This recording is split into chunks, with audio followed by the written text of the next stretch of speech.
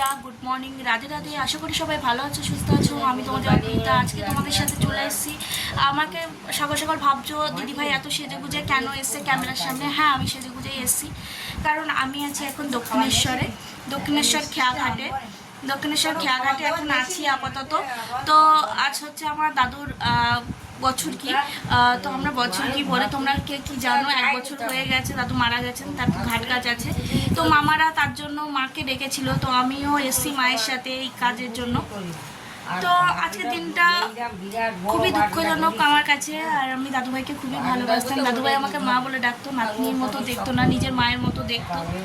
তো আজকে তার মৃত্যুবার্ষিকী হিসেবে আমরা চলে এসেছি গঙ্গা ঘাটে তার পিণ্ড দেওয়ার জন্য। তার আত্মার শান্তি কামনা করতে আমরা চলে এসেছি। তো যাই হোক, এখন তো আপাতত ওরা আসুক, মামারা আসছে, মাসিরা আসছে, তো আসুক, তারপর তোমাদের সাথে সবার পরিচয় করাবো। তো ভিডিওটা দেখতে লাগো। আর এখন আছি আমার মায়েদের বাড়ি, আরেকটা মায়ের বাড়ি আছি। তো এখানে আমরা আছি, সবাই মিলে রান্নাবান্না হচ্ছে, খাওয়া দাওয়া হবে, তার জন্য ছোটোখাটো করে। তো আমি ভাবলাম আজকে ভিডিওটা তোমাদের সাথে শেয়ার করি। তো আশা করি তোমাদের ভালো লাগবে, দেখতে থাকো ভিডিওটা। এই হচ্ছে আমাদের একটা ঠাকুমা।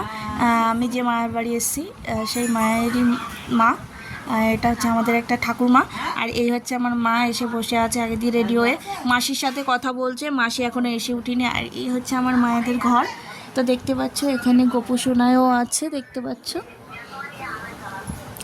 দেখিয়ে দিলাম মায়েদের ঘরটা, খুব সুন্দর করে সাজিয়ে রেখেছে। আমি তোমাদেরকে দেখিয়ে দিলাম।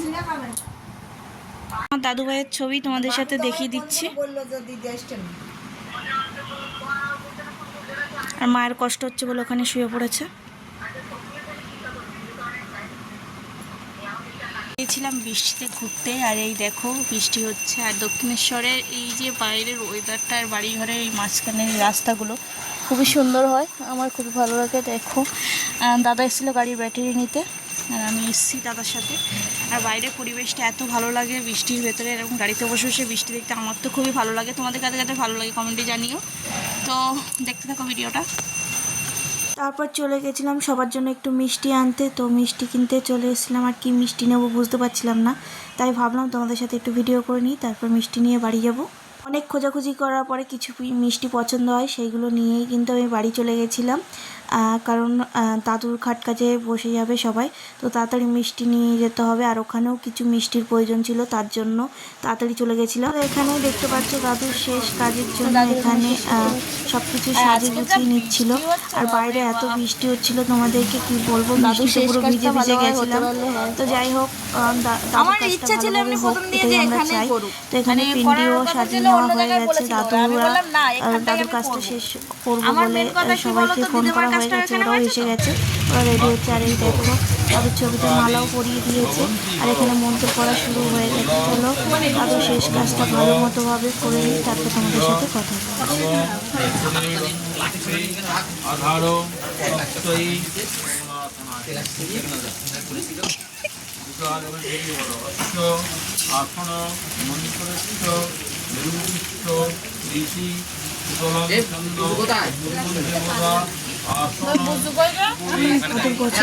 এই সময়টা আমার এতটা কষ্ট হচ্ছিল, কান্না পাচ্ছিল, কিন্তু আমি সবাইকে হাসিয়ে রাখার চেষ্টা করছিলাম।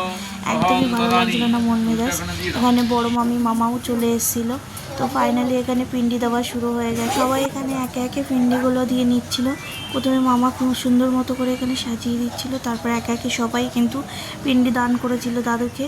তো সেই ক্লিপটা আমার নেওয়া হয়নি, সরি, তোমাদের সাথে শেয়ার করতে পারিনি, কারণ আমি একটু অন্য ভিডিওতে ব্যস্ত ছিলাম। ভিডিও কলে ছোটো মাসিকে একটু দেখাচ্ছিলাম, কারণ আমার ছোটো মাসি আসতে পারেনি এই কারণে। এখানে পেছন দিকে পিন্ডি দিতে যাচ্ছিলো, যখন মা আর ভাইরা দৌড়ে দৌড়ে গেছে ওরাও পিন্ডি জল দেবে। আমি দূর থেকে বসেই দেখছিলাম, কারণ আমার শরীরটা একটু খারাপ ছিল। তারপরে এখানে আমাদের সব কাজকর্ম কমপ্লিট করার পরে খাওয়া দাওয়া সেরেই কিন্তু মায়েদের বাড়ি থেকে বেরিয়ে গেছি মধ্যম গ্রামের উদ্দেশ্যে।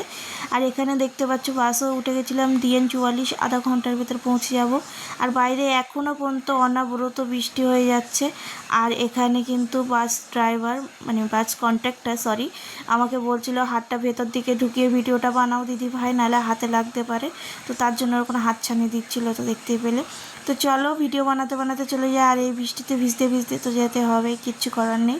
তো আজকে কেন জানি না এত বৃষ্টি পড়ছে। আমি এটাই বলবো ভগবানের কাছে, আমার দাদুভাই যেখানেই থাকুক ভালো থাকুক, সুস্থ থাকুক, তার জন্য যেখানেই থাকুক সে ভালোভাবে থাকুক, তার আত্মার শান্তি পাক, আমি এটুখানি বলবো, আর কিছুই চাই না। তো ভালো থাকো দাদুভাই যেখানেই থেকো। তো চলো বাড়ির উদ্দেশ্যে যাওয়া যাক। তারপরে এখানে বাড়ি চলে এসেছিলাম, আর অনেক রাত হয়ে গেছিলো, তারপর খেতে বসে গেছিলাম। আর দাদা এখানে আমের টুকরো নিয়ে এরকম আমাদের মুখের ধারে ধরছিল আর খাওয়ানোর চেষ্টা করছিল, যেহেতু আমি আম খাই না তার জন্য আমি এরকম করছিলাম। আমি আমার প্রচণ্ড অ্যালার্জি, তার জন্য আম খেতে পারি না। তো ভিডিওটা আজকে এখানে এন্ড করলাম। ভালো থেকো, সুস্থ থেকো, নিজেদের খেয়াল রেখো। দেখা হচ্ছে পরবর্তী একটি নতুন ভিডিওর মাধ্যমে। ততক্ষণের জন্য টাটা বাই।